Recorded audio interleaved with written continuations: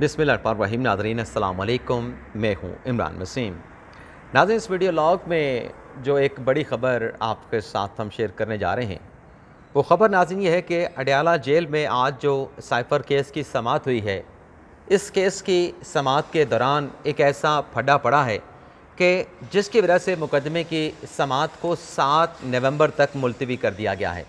और आप नाज़रीन जानते हैं कि आज की जो समाअत थी उसमें आज इमरान खान के ख़िलाफ़, शाह महमूद कुरैशी के ख़िलाफ़ जो प्रोसिक्यूशन के गवाहान हैं उनके बयानात रिकॉर्ड होने थे।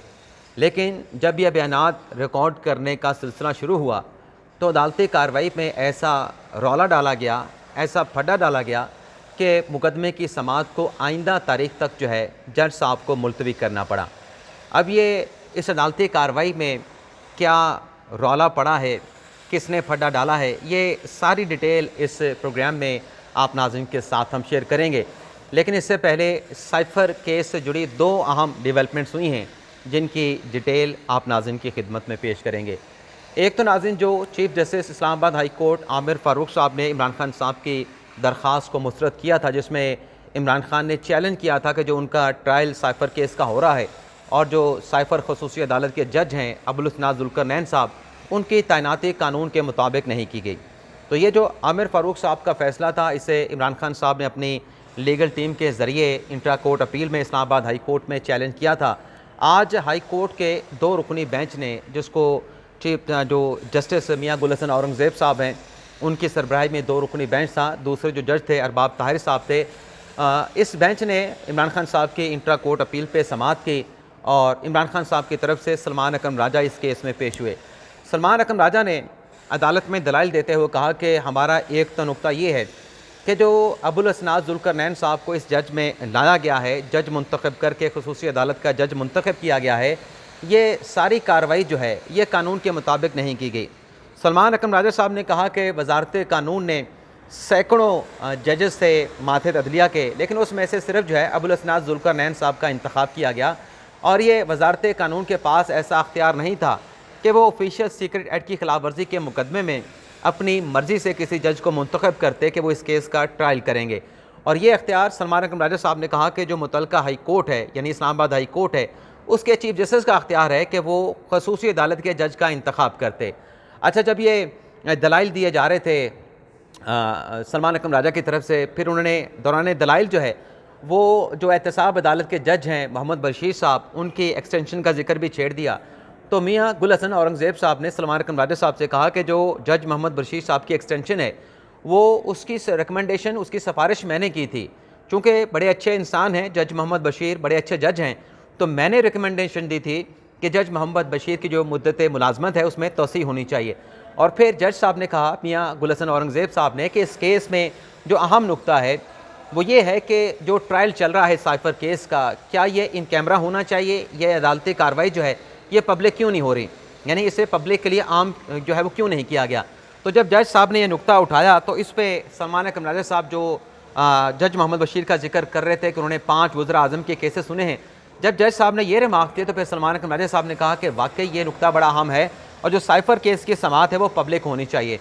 तो 2 रुकनी बेंच ने सलमान अकरम राजा साहब के दलाइल सुनने के बाद आइंदा समाअत तक, जो कि जुमेरात तक मुलतवी की गई है, यानी 2 दिन की 2 नवंबर की तारीख डाली गई है, उसमें वजारत कानून के को नोटिस किया है और यह हुक्म दिया गया इस्लामाबाद हाई कोर्ट की तरफ से कि आइंदा समाअत पर जो वजारत कानून के सेक्रेटरी, जॉइंट सेक्रेटरी लेवल के जो ऑफिसर हैं वो अदालत में पेश होकर इस मामले के हवाले से जो वजारत कानून का मौक़िफ़ है वो आके अदालत में पेश करें। तो एक तो साइफ़र केस के हवाले से ये पेशरफ्त हुई है। दूसरा नाज़रीन डेवलपमेंट ये हुई है कि शाह महमूद कुरैशी साहब, इमरान खान साहब ने तो साइफ़र केस के ट्रायल को चैलेंज किया था, आमिर फ़ारूक साहब ने उनकी दरख्वास्त को रद्द कर दिया था। इसी नोयत की एक दरख्वास्त जो है वो शाह महमूद कुरैशी साहब, जो कि साइफ़र केस में शरीक मुलज़म है इमरान खान के साथ, उन्होंने भी इस्लामाबाद हाई कोर्ट में दरख्वास्त दायर की थी। तो उनकी चूँकि फ़र्स्ट लेवल की दरख्वास्त थी, अभी उनकी सिंगल बेंच के सामने आमिर फ़ारूक साहब के सामने ये आज दरख्वास्त समाअत के लिए मुकर्रर हुई। तो आमिर फ़ारूक साहब ने कहा कि आपकी ये जो दरख्वास्त है जिसमें आपने जज की तैनाती को चैलेंज किया और जो ट्रायल है उसको चैलेंज किया है, लेकिन जिन चीज़ों को आपने चैलेंज किया है उनकी मुसद्दका नकूल जो है आपने अपील के साथ, अपने दरख्वास्त के साथ लगाई नहीं। तो आपकी जो ज़मानत की दरख्वास्त थी उस पर तो हमने नोटिस कर दिया था मुतलका फ़रीक़ैन को, लेकिन ये जो एतराज़ आपकी इस दरख्वास्त पे लगा है इसको भी हम रिमूव कर रहे हैं। और फिर जब जज साहब ने यह बताया तो शाह महमूद कुरैशी के जो वकील थे उनकी जानिब से कहा गया कि जहाँ इतना कुछ कर रहे हैं तो फिर ऐसा करें कि ये जो हमारी एप्लीकेशन है साइफ़र के ट्रायल के ख़िलाफ़, आप इसे शाह महमूद कुरैशी की जो दरख्वास्त ज़मानत है उसके साथ क्लब करके एक साथ सुन लें। तो जज आमिर फ़ारूक साहब ने शाह महमूद कुरैशी की लीगल टीम की इस इस्तदा को एक्सेप्ट करते हुए मुकदमे की जो समाअत है फ्रीकैन को नोटिस जारी करते हुए उसे आइंदा हफ्ते तक मुलतवी कर दिया है। तो साइफ़र केस के हवाले से ये इस्लामाबाद हाई कोर्ट में 2 अहम डेवलपमेंट्स हुई हैं। अब आ जाते हैं जो अडयाला जेल में आज 31 अक्टूबर को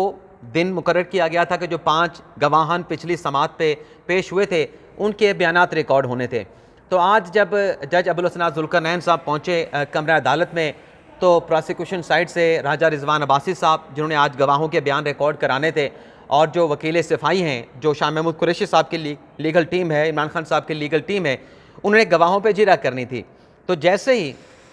प्रोसिक्यूशन की जानिब से गवाहों के बयानात रिकॉर्ड करने के सिलसिले का आगाज़ हुआ, तो आज जो कार्रवाई डाली गई वो थे शाह महमूद कुरैशी साहब के जो नए वकील हैं आफ्ताब बाजवा साहब। आपको पता है कि इस केस में जो पहले शाह महमूद कुरैशी साहब को रिप्रेजेंट कर रहे थे वो शेर अफजल मरवत साहब थे।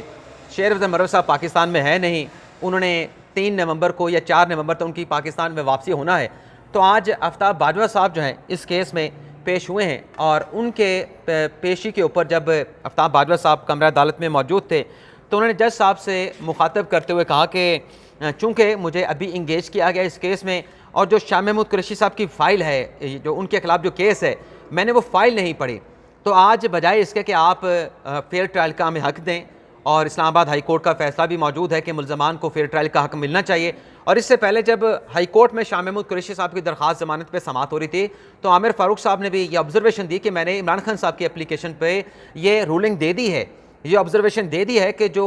हक़ बनता है, जो बुनियादी एक हक़ है, जो फेयर ट्रायल का हक़ है, वो साइफ़र केस में मुल्ज़मान को मिलना चाहिए। तो आफ्ताब बाजवा साहब ने कहा कि चूँकि मैंने फ़ाइल नहीं पढ़ी हुई और मुझे केस का पता नहीं है, मैं आज पहली मरतबा इस केस में पेश हो रहा हूँ, क्योंकि जो मरकज़ी वकील थे शेर अफजल मरवत साहब वो तो है नहीं, तो मुझे फ़ाइल पढ़ने दें। फ़ाइल पढ़े बगैर आप प्रोसीडिंग को आगे नहीं बढ़ा सकते।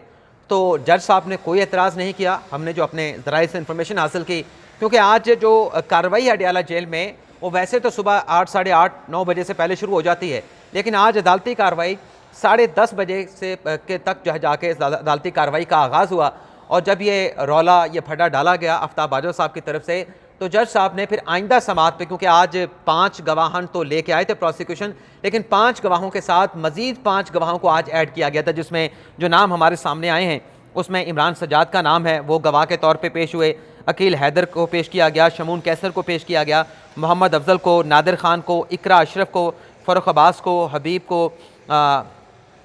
साहब को, और शबीर साहब को और खुशनू साहब को पेश किया गया।